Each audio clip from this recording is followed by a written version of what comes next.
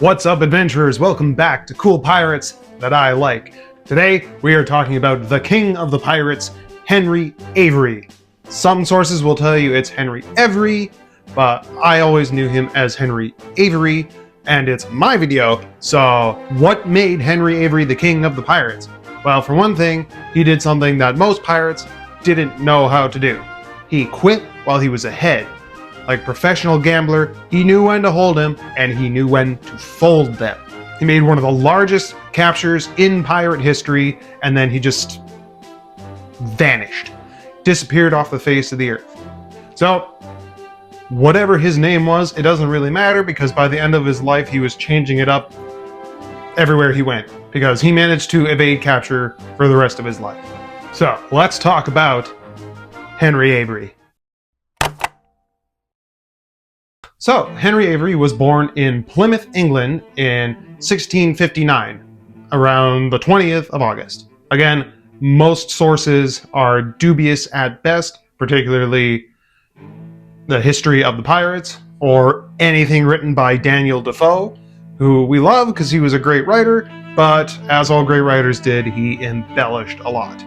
He was possibly the son of John Avery, spelt like this, but again, nothing is confirmed for sure.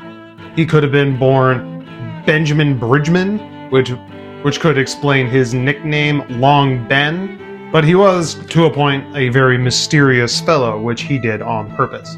Later in life, some of his crew would get captured and their confessions were all over the place. It's like he told them to all just make up shit, and it worked for him. It's said that he married a lady named Dorothy Arthur, but they never had any kids to carry on his legacy. He worked for a short time in the British Navy, and he worked his way up to master's mate. He was the youngest officer on the Henry, the ship that he worked aboard. It was while he was in the Navy, aboard the Henry, that he fought in the Battle of Beachy Head against the French, and they lost pretty decidedly. So, after being discharged from the Navy, Henry Avery was enlisted by the governor of Bermuda to be a slave trader, which he was pretty good at, almost too good at it. He was known to be kind of ruthless with the people that he was trading, and he developed a bad habit of capturing other slave vessels, taking their slaves, and then selling them for even more profit that he would pocket. Obviously, his employers didn't like that very much, so he was let go from his position. So at this point, he would join a Spanish privateering crew aboard the ship Charles II. Now, during this time, the English and the Spanish were all buddy-buddy in a united hatred against the French. But the Charles II was at port for months and months, waiting for a letter of marque to arrive. And it got to a point where if the letter of marque didn't arrive soon, the crew would demand their pay so they could leave and go try and find work elsewhere. Now, the captain of the Charles II was a bit of a drunk, and he knew as soon as he paid his men, they were just going to leave. So he didn't pay them. And obviously, they didn't like that very much.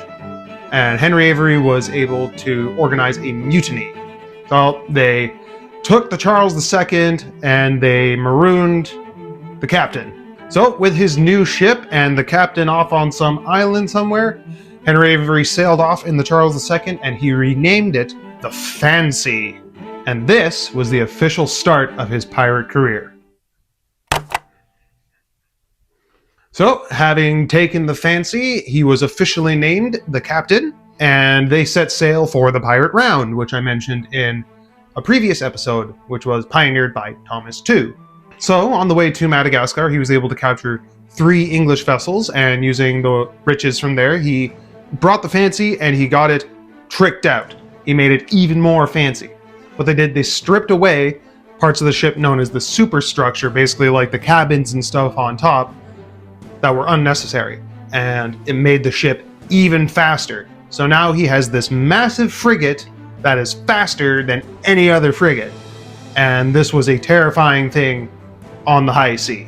And with his massive super fast ship, he was able to catch 2 Danish vessels, and he took most of the crew from them on board his ship. That's right, the king of the pirates had Vikings on his ship.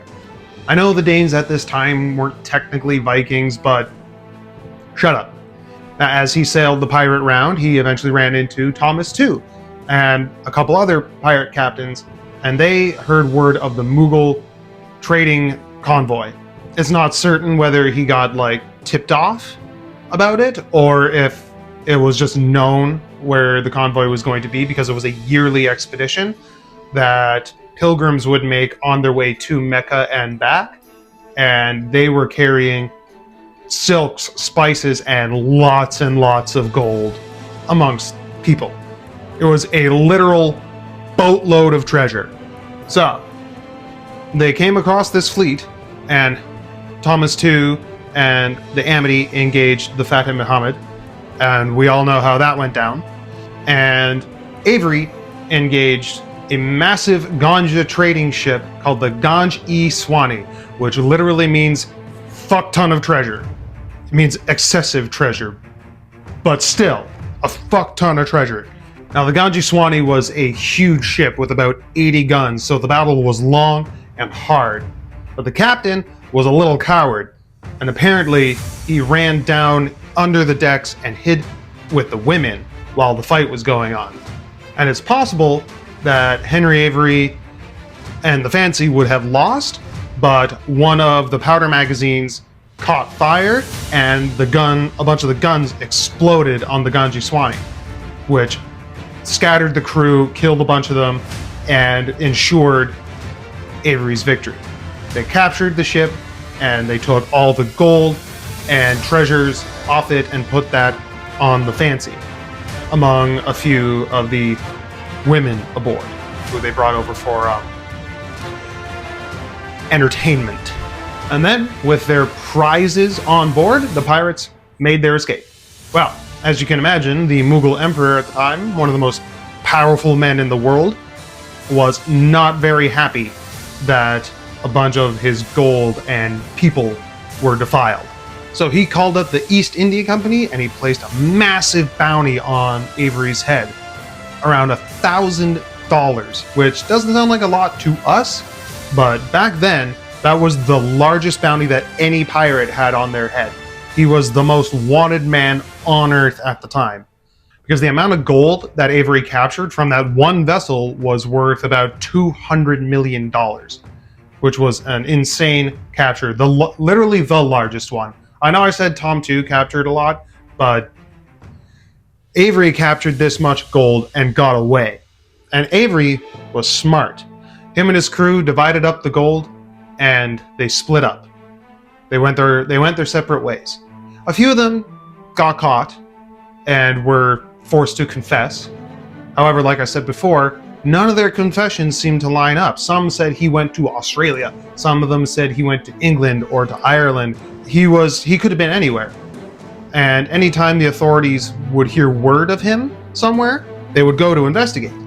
And by the time they got there, he would have vanished. He'd already be gone. At one point, he was in Nassau, and the governor of Nassau came up to him and was like, "Hey man, I have to tell the authorities that you're here so that I don't look like we're in cahoots, but I'll give you a few days to get out of here before I go tell on you."